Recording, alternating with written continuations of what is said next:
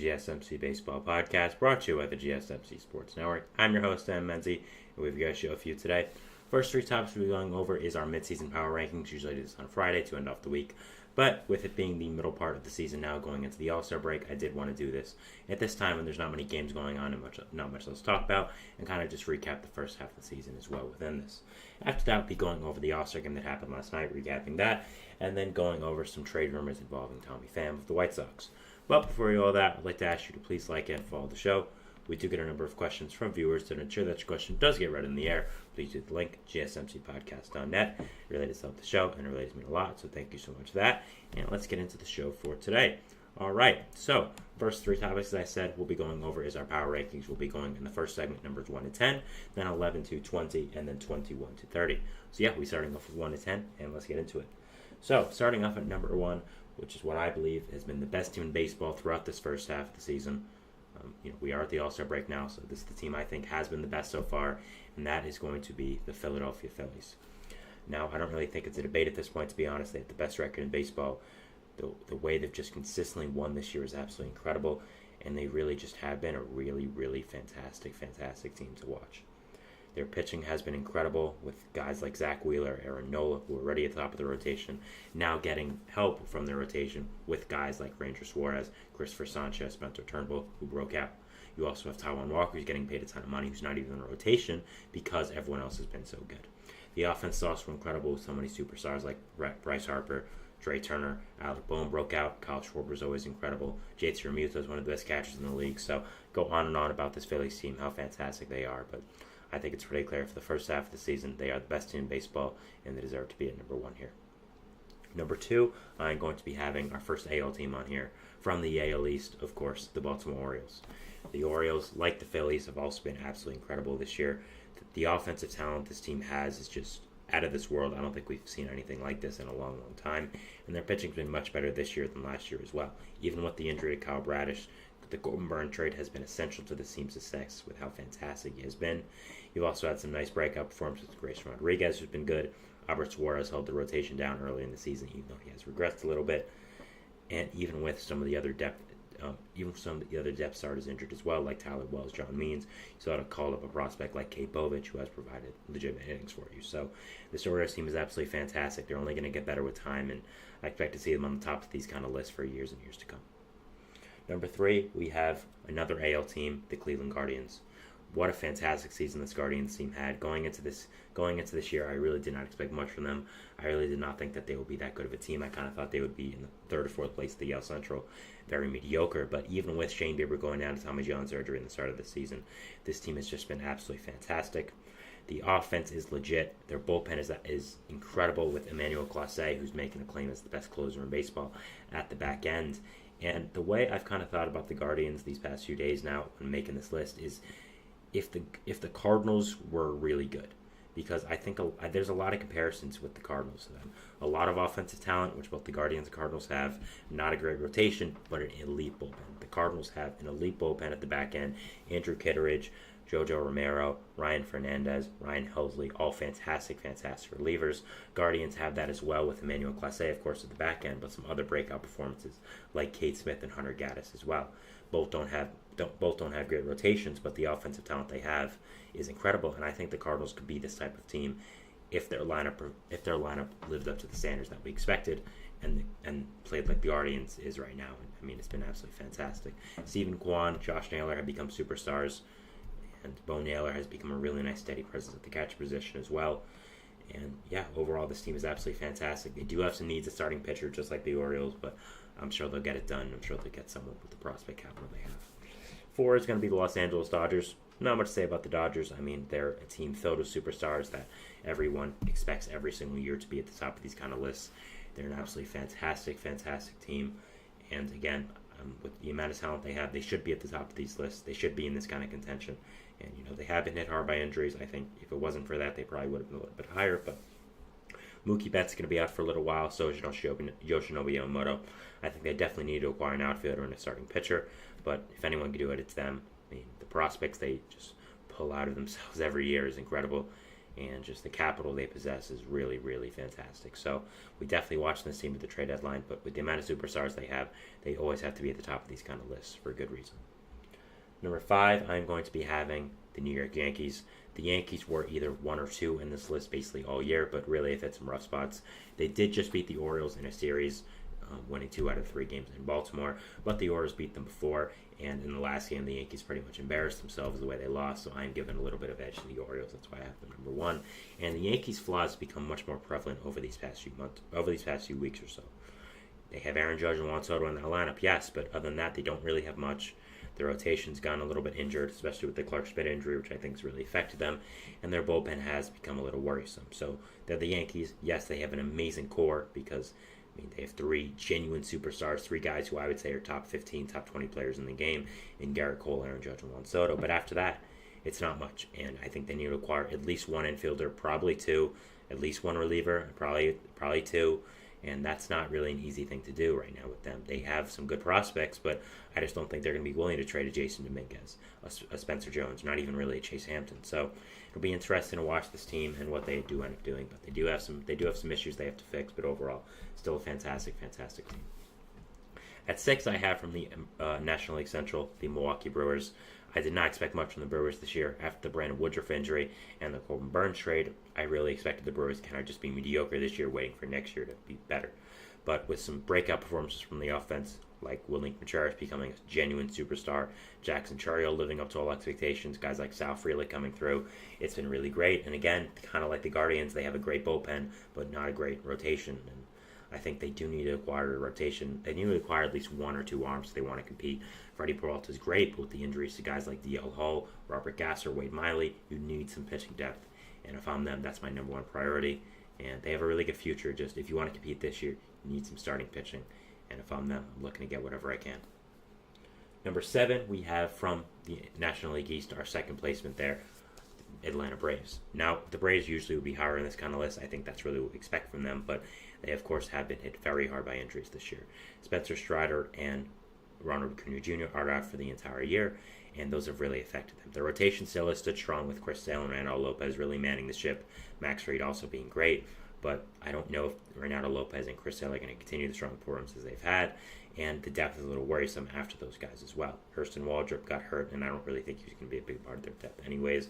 AJ Smith-Shawver is kind of a question mark, so it'll be interesting to watch there. The lineup is always, of course, fantastic. It has been a little underperforming this year, especially with the Acuna injury, but you still have so many superstars on this offense that it's not going to stay like that for long. You, of course, have Sean Murphy, Matt Olson, Ozzie Albies, Austin Riley, Michael Harris, Jared Kelenich's become a really nice piece for you guys as well. Marcelo Ozuna's had an amazing season, which is in the home run derby. So this Braves team is absolutely fantastic. They have, of course, have dealt with injuries, maybe the most of any team this year, but still have such an incredible core that I think they deserve to be on this list and at this placement as well. Number 8, I have from the American League Central, the second AL wildcard spot right now, the Minnesota Twins. This Twins team is great. They have a ton of superstars, including Carlos Correa and Byron Buxton, and have a really nice core as well. They did lose a lot of guys in free agency, including Sonny Gray and Kenta Maeda, but the way that their young pitching has really stepped up has been very important. Simeon Woods Richardson has been very good. Bailey Ober's been fantastic. Chris Paddock's been a good piece as well. Louis Varland has been solid depth. So a lot to like about this Twins team. The bullpen is also really nice with Johan Duran manning the back end. So a lot to like about this Twins team. A lot of hitting depth as well, especially now with the Brooks Lee coming up. And whenever Royce Lewis comes back, he should make that even better. So this Twins team is very, very good and very exciting to watch them for the rest of the season. Number 9, we have maybe the best team in all of baseball since June, the Houston Astros. What an improvement the Astros have been. I had them, 11th. I think I had them 21st or 22nd a month into the season in this power rankings. And the way they've really rebounded from that has been absolutely incredible. And they just really have done such a fantastic job with this team. Their pitching is finally clicking with Hunter Brown becoming a huge part of the rotation, which I think has really helped. Their offense is finally fully performing, and they're looking like the Astros of old. They're only 1 game out of the AL West, which is crazy. And the fact is, I have them above the Mariners, who are above them in the AL West. The Astros right now are second, and I have them in these power rankings as the best team in the American League West. The reason is they've just simply been the best team in June. Yeah, they've been the best team in baseball since June. And the way that their team has come together, finally lived up to their standards, mainly the pitching staff, has been really, really incredible. and I think they deserve all the praise they're getting right now as a team, and really they've been absolutely fantastic. Number 10, we have a team like them, the New York Mets. The Mets were in a similar position as the Astros. We're looking really bad this entire year, had a really bad May, and we're looking to be surefire sellers, and we're at the bottom of these lists, 23, 24, and as a Mets fan, you can see the jersey behind me, it hurt a lot. But they've done a lot better recently, and I think they have solidified themselves as a top 10 team in baseball, and they're currently in a playoff position. The way this team has just rebounded fully, the way they've played in June and July has been absolutely incredible. They've had a rallying cry now with Jose Iglesias' song, the whole Grimace situation, and just it seems like vibes are good in Queens. And this team overall looks really, really good. And yeah, just this team has done absolutely fantastic. They're getting their ace back in Kodai Senga soon. The offense has been absolutely killer. Francisco Alvarez, Pete Alonso, Brandon Nimmo, Francisco Lindor, Mark Vientos, JD Martinez, Harrison Bader have just been absolutely incredible pieces of this offense, and this team is a joy to watch, and man, have they been fantastic this year. So that is our first segment here, going over the top 10 portion of this Power Rankings. Moving into our second segment, which is going to be talking about the 11 to 20 portion of the Power Rankings as well. So continuing on with this conversation. So yeah, talk about that, and we'll see you after the break. So thank you, and bye. I feel like I'm losing my mind. Is everybody in the world blind? Please, Lord, give me a sign, a sign. I feel like I'm losing my mind. Is everybody in the world blind? Please, Lord, give me a sign, a sign. I wanna be the greatest. Everybody on the fake shit. I look around and feel like everybody is the fakest. I make this every day and I'm impatient, hoping one day I blow up from the basement. Statement, the top is so vacant. I don't hear shit that I think is amazing. Waiting for my day when I'm playing sold out shows for 1,000 faces. Hey, give me that crown, get in my way and to be put down. It ain't your place, all this my town. If I want that shit, then I'll get it right now. I'm losing it, the noose it fits, some losing shit, a stupid myth. You choose to live or choose to dip, you choose to fight or lose your grip and lose a gift. I feel like I'm losing my mind. Is everybody in the world blind? Please, Lord, give me a sign, a sign. I feel like I'm losing my mind. Is everybody in the world blind?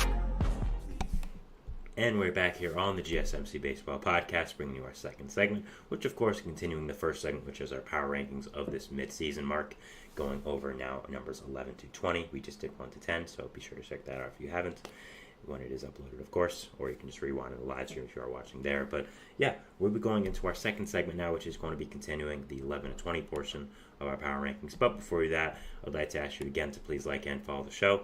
We do get a number of questions from viewers, so to ensure that your question does get read in the air, please use the link, gsmcpodcast.net.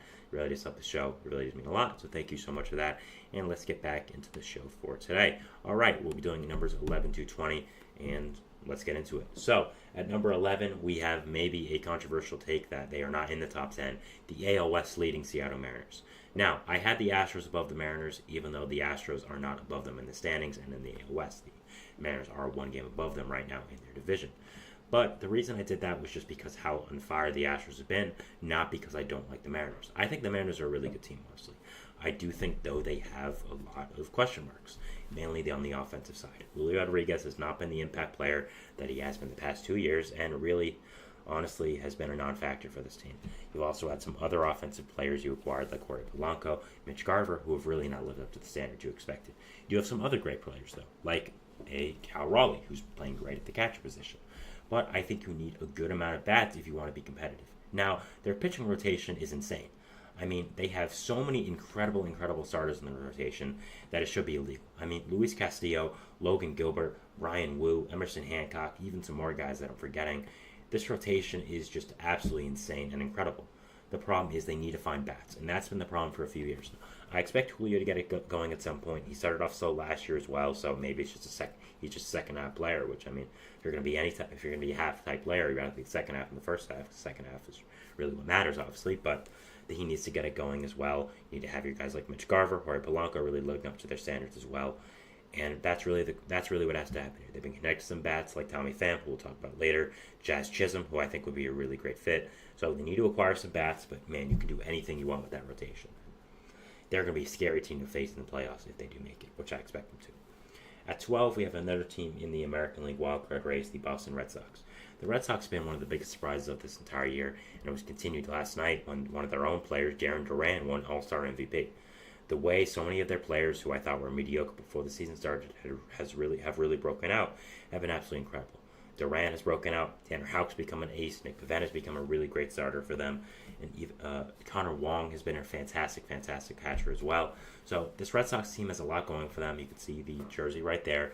And overall, I do like this team a lot. I think they have a genuine spot for the wild card. I was debating putting them in the top 10. It's just nobody expected this from them at the start of the season. And man, they've been really good. So props to them. 13, we have the St. Louis Cardinals, who have so much talent but cannot get it going. Their starting rotation is rough. Sonny Gray is really good, but that's it. I don't expect Kyle Gibson or Lance Lynn to be positive contributors to this team for the rest of the year. Their bullpen is fantastic, but it's kind of it. Their offense has a lot of great talent, but when Nolan Arenado and Paul Goldschmidt aren't going to play up to their standards, you aren't going to have that successful of a team.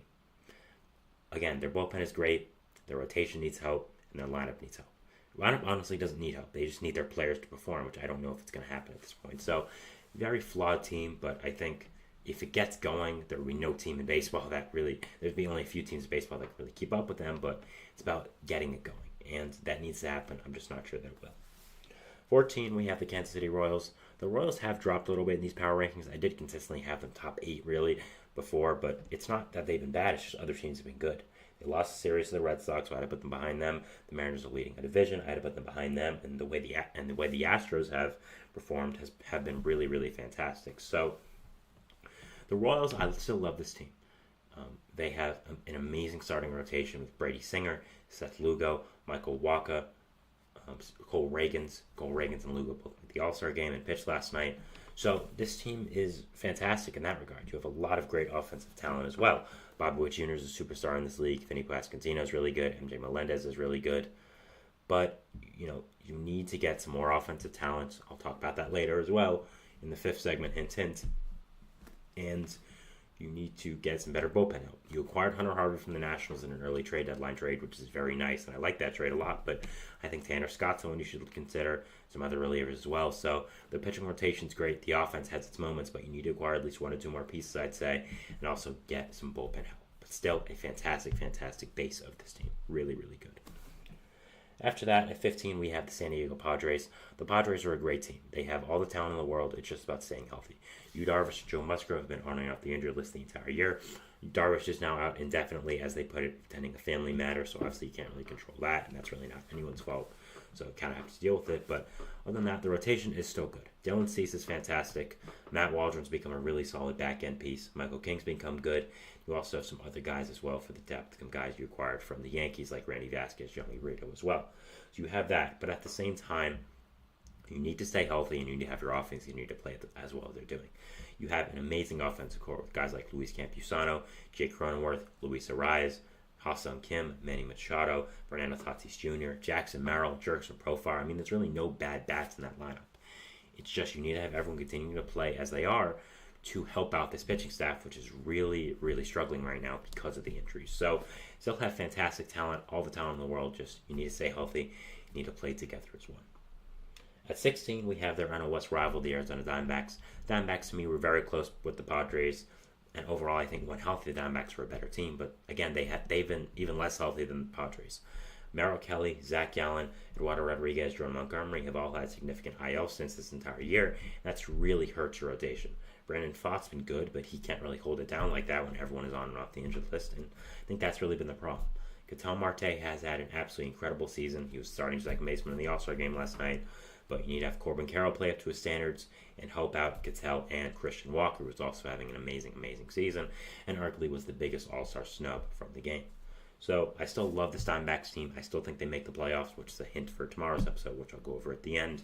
And I still think that this team is absolutely incredible, and really there's a ton of talent here. So yeah, overall, I like this Diamondbacks team a lot. They really are fantastic, and yeah, it'll be very interesting to watch them for the rest of the year. 17, we have another NL West team, 3 NL West teams in a row, the San Francisco Giants. I actually like this Giants team a lot. It's just I think there's teams better than them. their pitching rotation, when healthy, is absolutely fantastic. Robbie Ray, Alec Cobb are great. They're going to come back soon from the injured list. Kyle Harrison is, of course, great, has had a great season. Logan Webb was a first-time All-Star last night. Somehow wasn't an All-Star last year, even though he finished second in Cy Young voting. I don't really know how that happened. And their lineup has had some pieces now. Mike Conforto's done great. Ilya Ramos has been an incredible contributor. Patrick Bailey's been really great. Lamont Wade's been solid. So they have a lot of pieces. It's just the rotation has to get healthy at some point and contribute. Other than Logan Webb and Kyle Harrison, of course, Jordan Hicks is regressing a little bit as well. So there still needs to be a lot done with this Giants team. But I really like the base here. I like the way their offenses continue to do well. And if I'm them, I'm buying. I'm buying at the deadline. I think I can. If I'm a Giants fan, I think I compete with these teams like the Diamondbacks, like the Padres, like the Cardinals, like the Mets. So, yeah, if I'm a Giants fan, I'm buying, and I like the future of where this team's going. 18 is the Rays. I thought this is a perfect spot for them because they are so mediocre. Just injuries really killed them this year. The shortstop situation as well has been unfortunate. So, I think just go get them next year. You have a ton of talent. Not sure who you're going to trade, but you just need to get healthy. You need to get Shane McClanahan healthy, Jeffrey Springs, Drew Rasmussen. So once I think they get those guys healthy, they'll be much better, and I'll be very interested to see what it looks like. But it will be a very, very interesting team to watch the trade deadline. There's been some rumors about Isaac Paredes. I don't think they'll trade him, but it's possible, I guess. So we'll have to see. 19, we have the Cincinnati Reds, another team that just has an unfortunate year. They have all the talent in the world, and I think when they are fully healthy, they are the best team in the Central Central. But Matt McClain got hurt for the entire year, which really was a huge blow. Noelvi Marte was suspended for 80 games after steroid suspension, so really just had some bad luck. And Ellie De La Cruz has become a genuine superstar in this league. Was an All-Star last night, and that's really going to help them out in the future. But they need to get healthy. They need to get some other starting pitchers. You have Hunter Green, of course, Nick Lodolo are great, but after that, how soon, of course, is Chase Burns going to be up? How soon is Brett Lauder going to be up? Chase Petty. So we'll be interested to see what the future of this Reds team looks like. But yeah, they have a really nice core, really nice base for this team, and I really like them a lot. 20, we have the defending world champion Texas Rangers.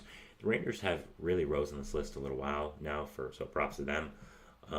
They have all the talent in the world. It's just, again, injuries. Jacob deGrom, Max Scherzer have been out for the entire year. Scherzer just came back, of course, but deGrom's still out. And that's really hurt them.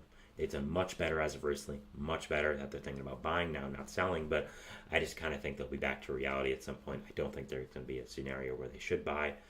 If you're going to do anything, I just say stay put, honestly. But they have some really nice starting pitchers other than Scherzer and deGrom. Nate Eovaldi's great. Andrew Heaney is really solid. John Gray.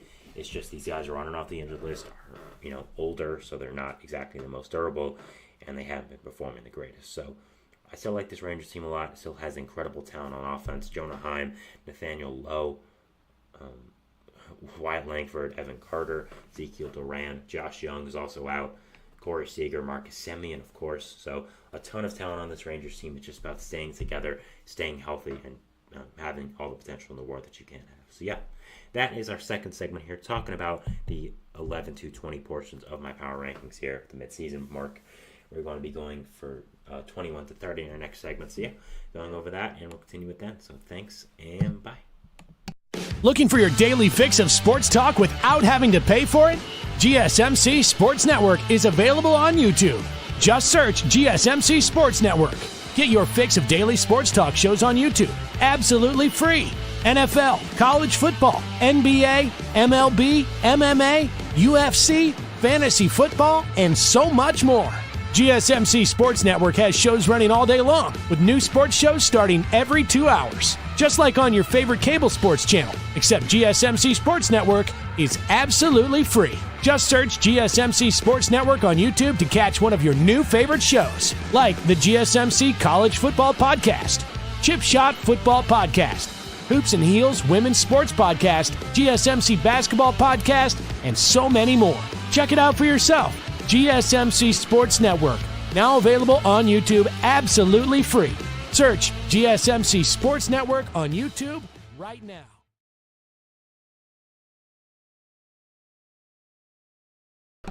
And we're back here on the GSMC Baseball Podcast, bringing you our third segment, which is going to be continuing my power rankings here at the midseason mark of this year, going over numbers 21 to 30. Obviously a little less exciting than the first two segments I did, which was 1 to 10 and then 11 to 20, but still some noteworthy teams to talk about. And if you want to hear your team, me giving my take on them, stick around as well. But before we do that and get into it, I would like to ask you again to please like and follow the show.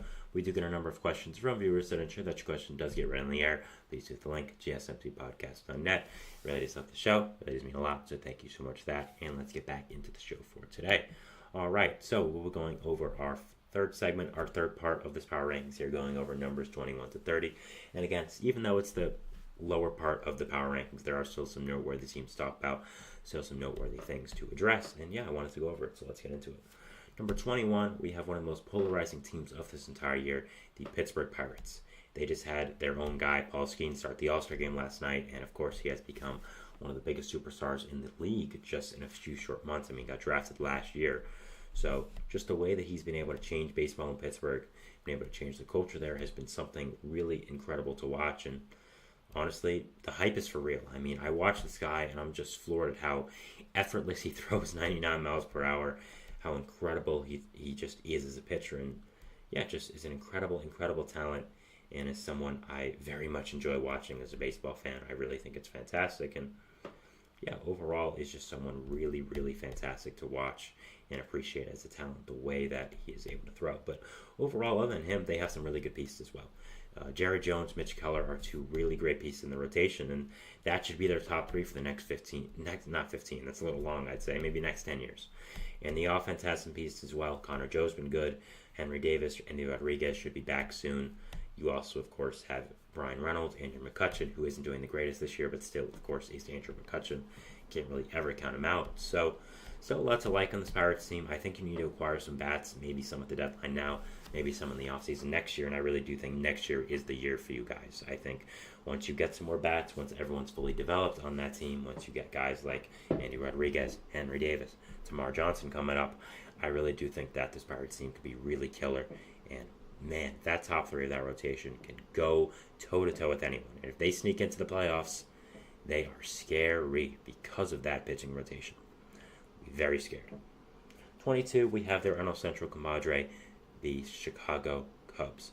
Man, the Cubs have been up and down this year. I at one point had them in the top 10, and now I've consistently had them in the bottom 10 for the past few weeks now.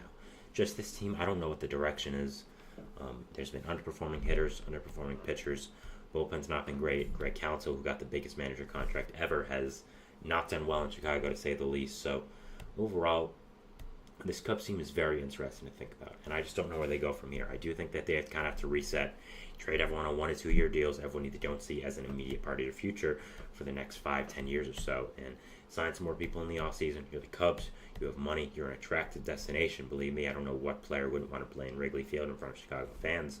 So be able to reset your team and just go ahead at next year. I just don't think this is your year, and yeah, just really unfortunate because I think they have a lot of talent. I really love their starting rotation. Imanaga, Assad, Ben Brown, Jameson Tyler. I really like the rotation they built there. Just unfortunate the way that it's all gone about this year. 23, we have the Washington Nationals. Nationals are kind of in the same boat as the Pirates, where I think they have a ton of talent on their team. It's just next year's their year. Once everyone comes up, I really think they're going to be much better. You, of course, have James Wood, who just came up, but wait for, Dylan Cruz. Wait for Robert Hassel. Wait for Harleen Susano whenever he's up. So just wait for these guys that have developed your prospect capital for a little while now, and make sure they go up. You have a lot of great talent at the major league level. Jake Irvin, Mitchell Parker, Josiah Gray, Mackenzie Gore, all fantastic young pitchers. C.J. Abrams manning the hitting core, with James Wood, who's just called up. Kid Ruiz, a very solid young catcher. So there's still a lot to like about this Nationals team. It's just, I think when everyone comes up, signs people in the offseason, you'll have Catcher Corbin's money off the books. I'm sure you can sign a ton of free agents if you wanted to. I'd say the Nationals are an attractive destination as well. Maybe you break the entire internet and re-sign Juan Soto, which would be hilarious, but I assume not. But I think next year's really their year, and I think I'll be talking about them as a true, legit contender next year. Not excited as a Mets fan for that day. Next at 24, we have the Detroit Tigers. The Tigers have all the making in the world to be a very good team. It's just, man, if they struggled this year. Their rotation is absolutely incredible with a top two of Tarek Skubal and Jack Flaherty. that are elites, but their offense has really underperformed this year. Parker Meadows, Colt Keith, Spencer Torkelson, guys I continue to mention on the show for a good reason. 3 young bats who are high prospects, very highly thought after that the Tigers thought would be big parts of their team this year and in the future, who have all really not performed up to their standards. Really have not done great, and I think if even 2 out of those 3 guys could have been really good hitters and lived up to the expectations, the Tigers would have been a fantastic team. And they just haven't. Tarek Skubal's all by himself, probably going to win the Cy Young on a horrible Tigers team. And now, because of that, rumors are starting to swirl. Are the Tigers going to trade him and get 2 to 3 major league bats back? People are saying they should. I don't really think so. I think Skubal's the type of player that you never trade unless you get prime Mike Trout or something. I think that's how good Skubal is as a pitcher, and I would extend him right away. But, you have to have these conversations now because of the situation the offense has put you within the standings. So, overall, this Tigers team has a ton of talent. It's just, man, if they underperformed this year. 26, I have the Los Angeles Angels. Sorry, I skipped 25 completely. 25 is the Toronto Blue Jays. The Blue Jays are bad. I don't know what happened to them this year, but, man, they are not looking great for the future. It's looking like their core is going to be demolished. I think everyone on a 1 to 2 year contract, not named Vladimir Guerrero Jr., is going to be traded. Yusei Kikuchi will be gone. I think that's really the biggest one as well. Justin Turner will be gone. They'll try to get rid of George Springer, even though nobody probably wants that contract. So, overall, man, this Blue Jays team has been underperforming this year. I don't know what the problem is. They should. All the talent in the world is there. It's just people have not performed up to the standards. People have not performed up to the way that they expect them to in a Blue Jays uniform. It's been really disappointing for Blue Jays fans. It really has not been great, and overall, just a very disappointing season for them, in a season where they carried a franchise high payroll. Very, very unfortunate, and just a sad way for this team to go out and this core to go out. I think they'll be entering a very hefty rebuild very soon, and I think the future of Vladimir Guerrero Jr. and Bo Bichette will be determined very soon as well. They already got rid of one part of the core in Kevin Biggio. Of course, Biggio's not on the level of Bo Bichette and of Vladimir Guerrero Jr. because of the way he's performed these past few years, but still, obviously was a big-time prospect, and it is unfortunate that he has to be gone. 26, I have the Los Angeles Angels, who I said before because I skipped over a number for some reason. The Angels are bad. Once Mike Trout got out for the rest of the year, we knew that they would be really, really bad. Actually, I think Trout will be back maybe the end of June, start of August, but at that time, it'll be too late. I don't think this team is very good.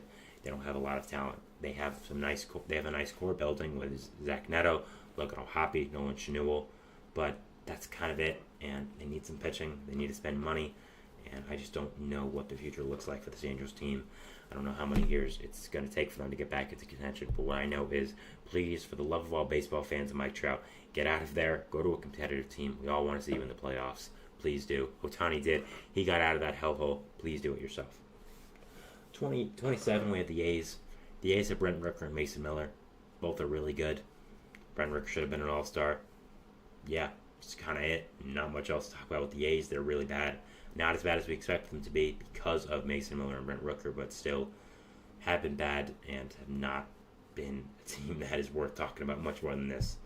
Again, we kind of all expected this. 28, we have the Miami Marlins. Marlins are bad now. They're going to get worse at the trade deadline. Every single person with value, I'd say, is going to be traded. Jazz Chisholm, Tanner Scott, Josh Bell, Jake Berger. I'm sure other people as well in that rotation. Jesus Luzardo would have been traded if he didn't get hurt. So, overall, this Marlins team is horrible. They're going into a deep, dark rebuild. I don't think they'll be competitive for maybe the next 3 to 4 years. And, just another rebuild for a continually tortured fan base. 29, we have the Colorado Rockies. Rockets are showing some signs of good. Like, Ryan McMahon's become a superstar. They've called up some of their young players like Ezekiel Tovar, Adel Amador, Jake Beck. They just drafted Charlie Condon, who I think could be a real contributor to this team next year as well. So, there's a lot looking right for the Rockies team, just not this year. They are bad. They're going to continue to be bad. But, look, they have a future. They have some sort of potential players that I think could be really good. So, that's nice because you don't really have that much as a Rockies fan. So, it'll be interesting to watch them in the future. 30 is the White Sox. They are absolutely awful. One of the worst teams I've ever seen with my own eyes. Just absolutely horrendous. Not much to say about the White Sox. They don't have much going for them. They are absolutely awful. So, that is it for our 1 to 30 power rankings here. This is my power rankings at the mid portion of this year. Let me know your thought. Let me know all your thoughts either in the live chat or in the individual videos I am, of course, going to post on YouTube. And give me my thoughts. Who was snubbed? Who was a bad position? Who was a good position? Who was, tell me how awful I did through all that. So, going into our fourth segment now, which is going to be talking about, get that up here, the All-Star Game, and recapping it. It did happen last night. And, we're just going over that, all the stuff that happened there, and we'll see you after that. So, thanks, and bye.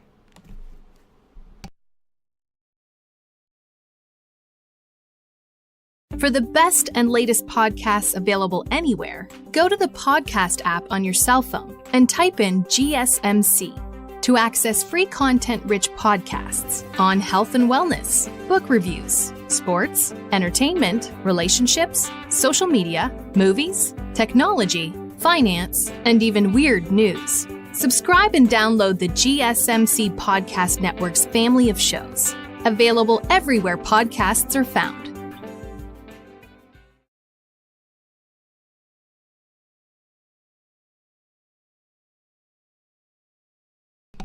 And we're back here on the GSMC Baseball Podcast, bringing our fourth segment, which is going to be talking about the All-Star Game and a recap of it as well. Just going over it was, of course, last night. Always one of the nice events in baseball, Midsummer Classic. I would argue baseball has the best All-Star Game as in basketball. They don't really try.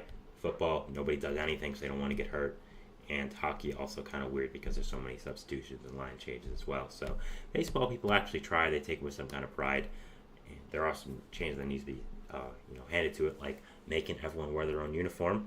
I don't know why we ever got rid of that rule. The uniforms we had this year were absolutely disgusting, so please get them back to their own uniforms. It was iconic. I don't know why we changed that, but I digress. That's a conversation for a different day. So we'll be recapping the All-Star Game, going over all the important moments, and So, obviously, starters for the game were Paul Skeens of the Pirates and then Corbin Burnes of the Orioles. So, scoring would not open until the top of the third when Shohei Ohtani, of course, the Los Angeles Dodgers, would hit a 3-run home run, scoring two of his NL West rivals, actually, Jurickson Profar and Ketel Marte, would make it 3-0.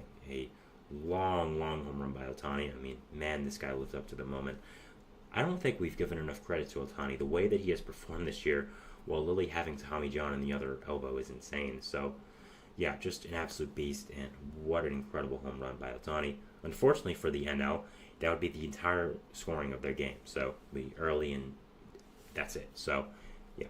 Bottom of the third, the AO would get their first run to the board with a Juan Soto RBI double, scoring Marcus Semien and Stephen Kwan. Great job by Soto, who, of course, lives up always to the moment. David Fry would end up tying the game up 3-3. First All-Star game for David Fry. What a season he's had. What an incredible story he's been.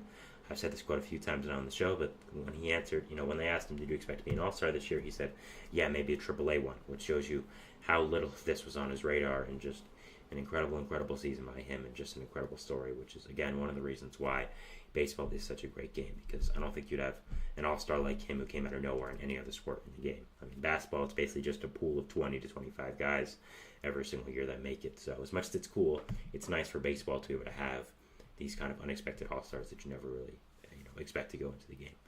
David Fry would, of course, tie it up 3-3, scoring Juan Soto. Bottom of the fifth, Jarren Duran would hit a 2-run home run, scoring Anthony Santander, of course, Duran of the Red Sox, and would make it 5-3 AL, and would end up winning the game for this team, and would actually win All-Star Game MVP because of it. What an incredible season Jarren Duran has had. I talked about it a little bit before when I was going over the Red Sox portion of my power rankings, but man, the way that he has broken out this year, become such an incredible piece of the Red Sox lineup, and now, of course, is winning the All-Star Game MVP in his home state of Texas, is just really, truly incredible. I mean, what a season he's had, becoming a huge contributor for this Red Sox team, and is becoming really a fantastic player for them. I mean, he's continuing to do it on the biggest stage, and now for this All-Star Game. Who would have thought, if I told you before the year, that Jarren Duran would win an All-Star Game MVP? I don't think anyone. And with all the star power here, the fact that he was able to stand out and win this MVP is really, really incredible. So props to him. So going over the box score now, the starters, of course, were Ketel Marte, Shohei Ohtani, Trey Turner, Bryce Harper, William Contreras, Christian Yelich, Alec Bohm, Teoscar Hernandez, and Jurickson Profar for the National League. Pitch hitting for them, we had Ryan McMahon in the game, Marcell Ozuna, C.J. Abrams, Heliot Ramos, Will Smith, Freddie Freeman, Pete Alonso, Ellie De La Cruz, Jackson Maryland, Brian Reynolds.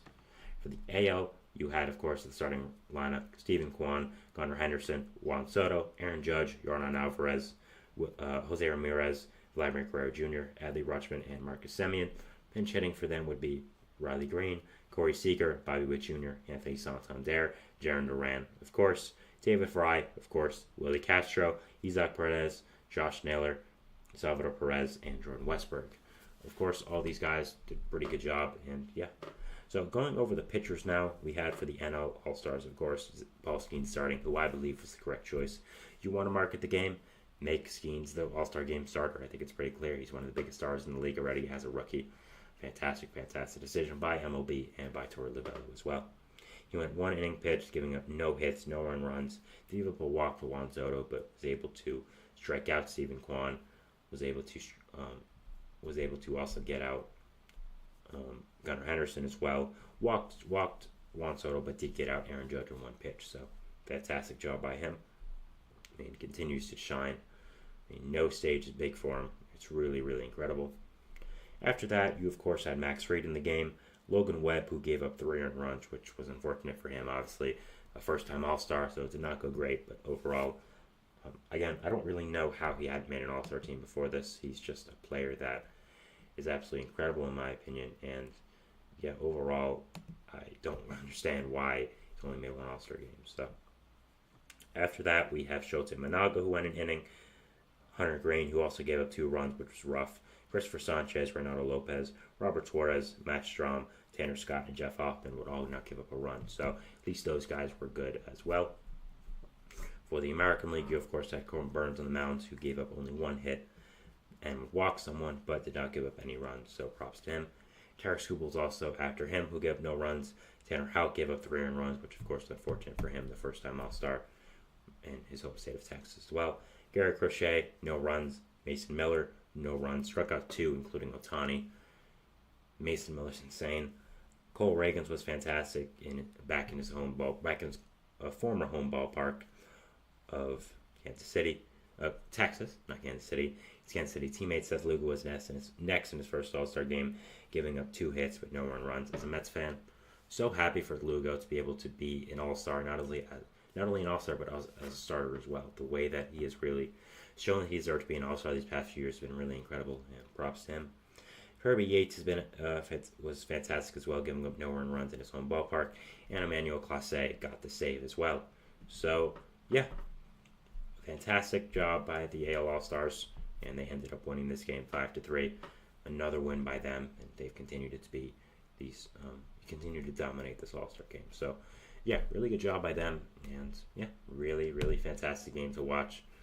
It was nice seeing all these stars be able to be in one place and interact with each other, play, but also have fun as well. And I love the All-Star game as a baseball fan. Always fun to see the Midsummer Classic, and yeah, it was a really great time watching. So yeah, that was our 4th segment here, talking about the All-Star game and just recapping it. Going into our 5th and final segment here, which is going to be talking about Tommy Pham and some trade rumors involving him of the White Sox, of course. Going over that, and we'll see you after the break. So thanks, and bye. There we go.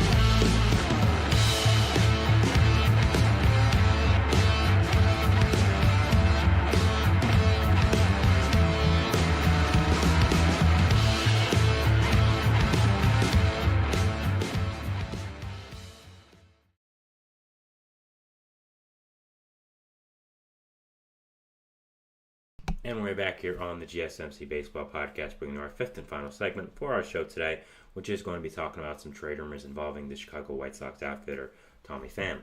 Now, Pham had a very interesting offseason. Of course, was a big-time part of the Diamondbacks team last year that did end up going to the World Series, and had a great first half with the Mets as well, which the Mets got to, of course, portray into a prospect and trade him to the Diamondbacks. So it was great for both teams and just had a really great season, a really great comeback season for the Mets and the Diamondbacks after kind of floating around for a few years, being with the Red Sox, the Reds, the Padres, and just kind of a bunch of teams that weren't the best. And he didn't really have a home, but was really great last year and was a fantastic contributor to two really exciting teams. And signed really while the season was going on with the White Sox, did not have spring training, and was able to immediately go in and become a really solid player for this White Sox team.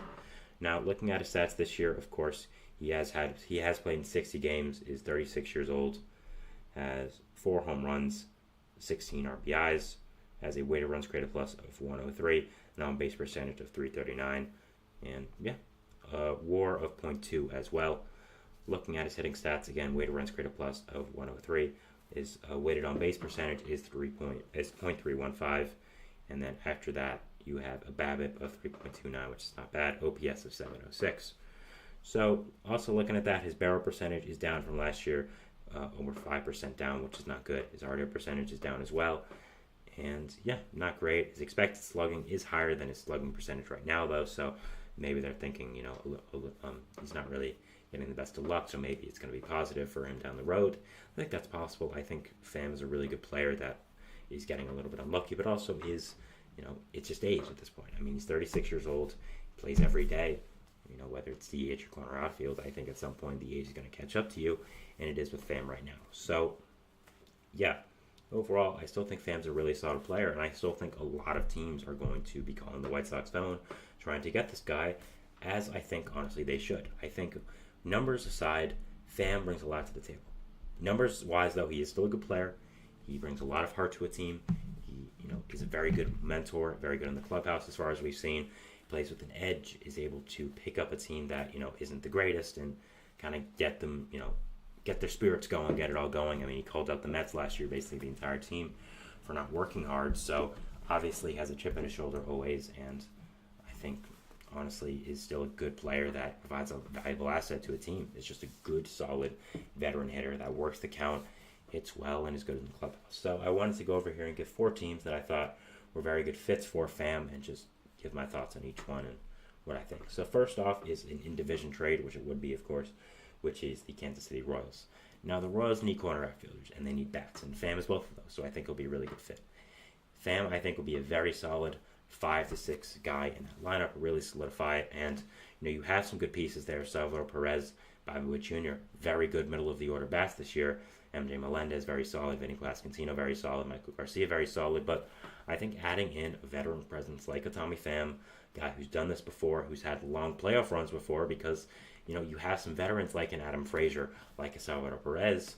But other than that, your team is very young, and I still think adding another veteran would be a very good addition. And Tommy Pham, of course, is that. He has a lot of playoff experience with multiple teams, and I think would provide a very, very established skill set to this Royals team. Would hit very nice, and again, that 5 or 6 spot in that lineup, and would just add a lot more depth and length to this lineup.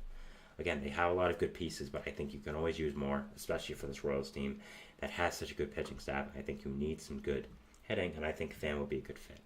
Now, I'm not sure if the White Sox be willing to trade Pham in division, but the fact that Pham is on a 1-year deal and is 36 probably won't be a long-term solution to this Royals team. The White Sox are going nowhere this year. I think it will be fine, and I think that it really wouldn't mean much. I'm sure the White Sox Royals could also get a reliever from the White Sox as well, since they're selling maybe a Michael Kopech, a Tanner Banks, someone like that, who also could really help solidify that bullpen. So I think that overall this would be a really good trade for both sides. I think it will make a lot of sense. Both teams have something they need. So, it'd be interesting to see Pham in a Kansas City Royals uniform, and I would be very interested to watch the storyline here that would happen. Next, we're going to be jumping to the National League East here at the Philadelphia Phillies. The Phillies really need an outfielder. With how Johan Ross has performed this year, I really do think that adding in Tommy Pham will be a really good addition. You could move Brandon Marsh to center field, have an outfield now with Nick Castellanos, Tommy Pham in the corners, Kyle Schwarber at DH, and I think that'll be a really good addition to this team. Of course, with Rojas not playing as well as you would like him to, you do need another bat, and I think adding into Pham to a lineup that already consists of JT Realmuto, Bryce Harper, Bryson Stott, Trey Turner, Alec Bohm, Kyle Schwarber, Brandon Marsh, and Castellanos would be absolutely incredible and would add, again, just so much more length to this lineup. I mean, there would really be no resting point for a pitcher. I mean, Bryson Stott hasn't had the best year. Nick Castellanos hasn't had the best year, but at the same time, both are still viable guys that can hit and still have name value around the league that I think would make a lot of people be like, okay, this guy's still really good. So it will be very interesting to end up seeing this Phillies team if they do acquire a corner outfielder, if they do acquire an outfielder whatsoever. And I think Pham would be a really fantastic addition to this team, would be a really good fit, and I'd be very interested in watching him in a Phillies uniform. Atlanta is next, the Phillies' NL East rival, of course. With the injury of Ronald Acuna Jr., they need outfielders, and Tommy Pham fits in perfect. Being able to play him in left or right field would really help this lineup out, and would honestly acquire just a really good guy with a veteran edge that has a lot of playoff experience that is important to a Braves team that, of course, has experience themselves and wants to go at least far into the playoffs. I think Pham overall will be a really good veteran addition to this Braves team, and this Braves team, simply put, doesn't have the best farm system. And being able to acquire a quality player, quality bat like Tommy Pham, who wouldn't cost that much prospects, I think would be a very good fit for this Braves team and would really, really help them out. And again, wouldn't drain the farm system because, simply put, the Braves can't afford to do that. So I think in both those terms, he makes a lot of sense for this team, and I think really would be a very good fit. The Mariners are next. As I said multiple times now, the Mariners need bats, and they need it badly. And I think they need 2 or 3, honestly.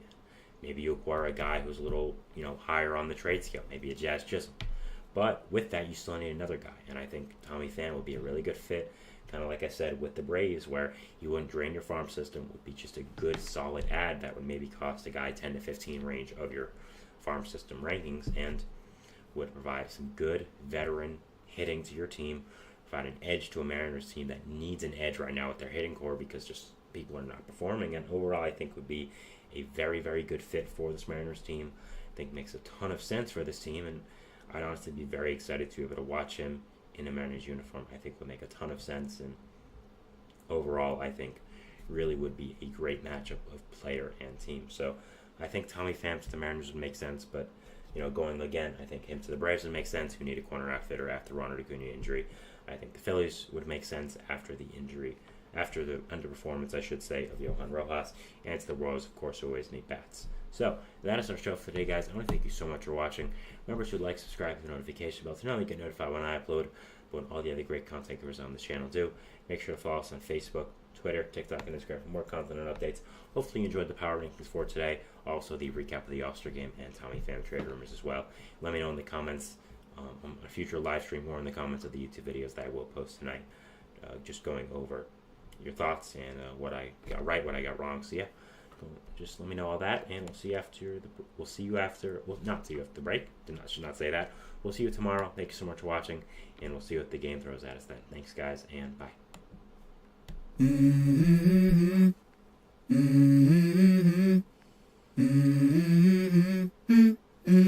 Let's go. I wake up to a little bit of drool on my pillow, feel like it's gonna be a bad day. Yeah, I'm tired of shit, and the coffee ain't hit yet, damn, ain't that great.